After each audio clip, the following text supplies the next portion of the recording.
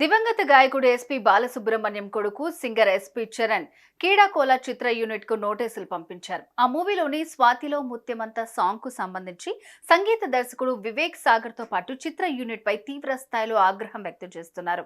అయితే ఎస్పీ చరణ్ ఎందుకు నోటీసులు పంపించారు? అసలు ఆయనకు ఈ మూవీకి సంబంధం ఏంటి? సౌత్ ఇండియాలోనే అతి తక్కువ ధరలకి రత్నాలనందించే ఏకైక సంస్థ 6JVR. ఎప్పుడో చనిపోయిన ఒక గాయకుడి గొంతును ఏఐ సహాయంతో మళ్ళీ రీక్రియేట్ చేసి ఏఆర్ రెహమాన్ సరికొత్త రికార్డు సృష్టించబోతున్నాడు అని అందరూ ఎంతో ఆసక్తితో ఎదురు చూస్తున్నారు. ఇంతలోనే రెహమాన్ కంటే ముందే కీడాకోల చిత్ర దర్శకుడు వివేక్ సాగర్ ఎస్పీ బాలసుబ్రహ్మణ్యం వాయిస్ ని ఏఐ సహాయంతో రీక్రియేట్ చేశారు.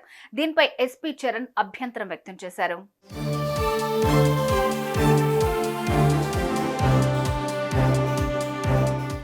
అయితే ఒక చిన్న కామెడీ సీక్వెన్స్ లో భాగంగా ఎస్పీ బాలసుబ్రహ్మణ్యం వాయిస్ ని ఏఐ ద్వారా రీక్రియేట్ చేసినట్లు తెలుస్తోంది. స్వాతిలో ముత్యమంత అనే సాంగ్ బ్యాక్గ్రౌండ్ లో వినిపిస్తూ ఉంటుంది.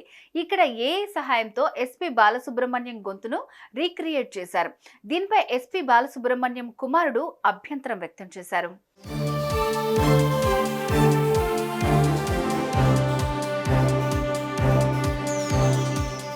ఈ క్రమంలో ఎస్పీ చరణ్ కీడాకోల చిత్ర యూనిట్ కి లీగల్ నోటీసులు పంపించాడు.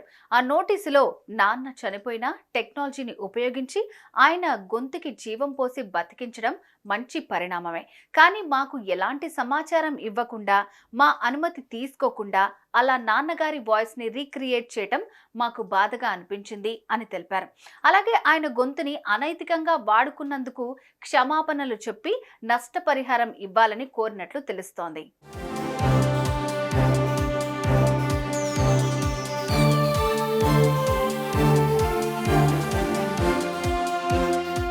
ఎస్పీ బాలసుబ్రహ్మణ్యం ఈ పేరు వింటేనే ఆయన పాడిన ఎన్నో సూపర్ హిట్ పాటలు మనకు టక్కున గుర్తుకొచ్చేస్తాయి. సంగీత ప్రపంచానికి రారాజైన తన స్వరంతో శ్రోతలను మంత్రముగ్ధులను చేస్తారు. ఇప్పటికే బాలు పాడిన పాటలు ఆయన అభిమానులు ఎంజాయ్ చేస్తున్నారు. తెలుగు, తమిళం, మలయాళం, కన్నడ, హిందీతో సహా 16 భాషల్లో 40,000 పాటలు ఆలపించారు. ఒక్క రోజులోనే అత్యధిక పాటలు పాడిన సింగర్ గా గిన్నీస్ వరల్డ్ రికార్డ్ కూడా సొంతం చేసుకున్నారు.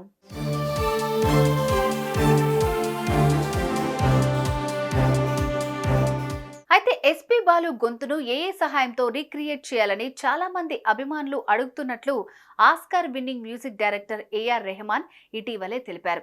అయితే రెహమాన్ కంటే ముందే మన తెలుగు మ్యూజిక్ డైరెక్టర్ ఒకరు బాలు వాయిస్ ని ఏఐ సహాయంతో రీక్రియేట్ చేశారు. దీనిపై ఎస్పీ చరణ్ అభ్యంతరం వ్యక్తం చేస్తూ నోటీసులు పంపించారు.